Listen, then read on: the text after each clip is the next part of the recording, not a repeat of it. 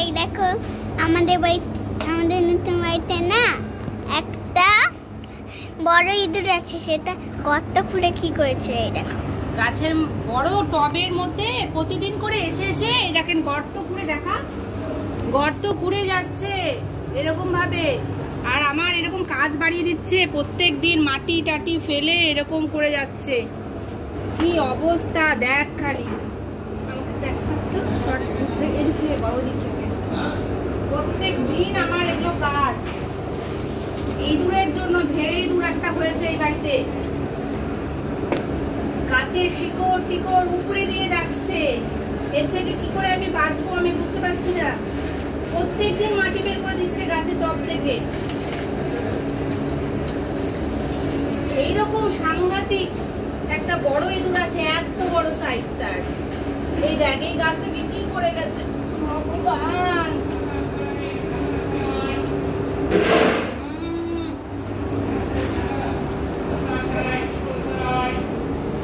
থাকবেও না, এটা ভয়ঙ্কর পরিস্থিতি করে গেছে।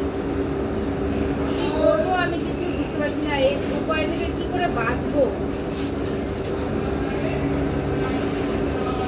কত মাটি ফেলেছে দেখ, গোটা গাছের ইয়েটাকে গোড়াটাকে নরম করে দিয়ে গেছে। গাছও বাঁচবে না এরকম করলে।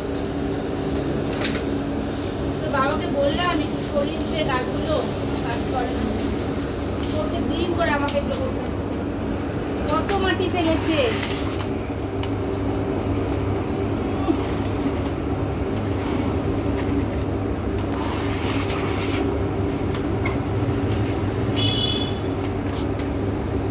কি ধরনের এগুলো ঝামেলায় পড়েছি।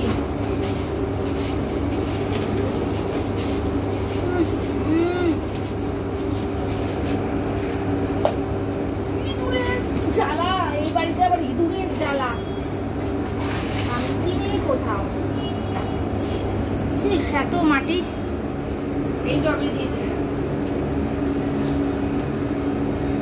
গোলাপ গাছে পাতা এসছে আর গোলাপের সমানে গোলাপ গাছগুলোকে ইয়ে করছে।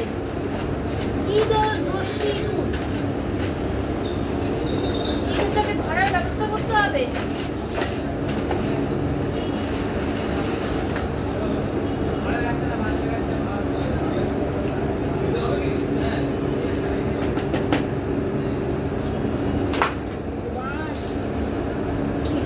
এখন আমার এই ইঁদুরের জ্বালা থেকে না বাঁচে।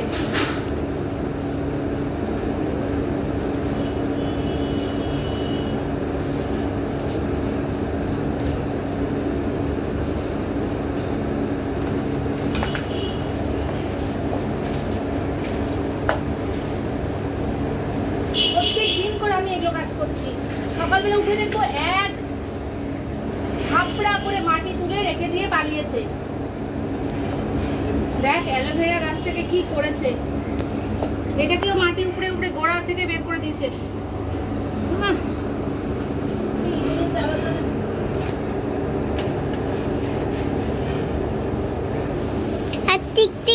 টিকটিকি মরে পড়েছিল কালকে দেখলাম। ইঁদুরটাই মেরেছে ওই টিকটিকিটাকে ধরে খাবার জন্য। কি জ্বালা শুধু করছে ঢেরে ইঁদুরটা, কি হবে।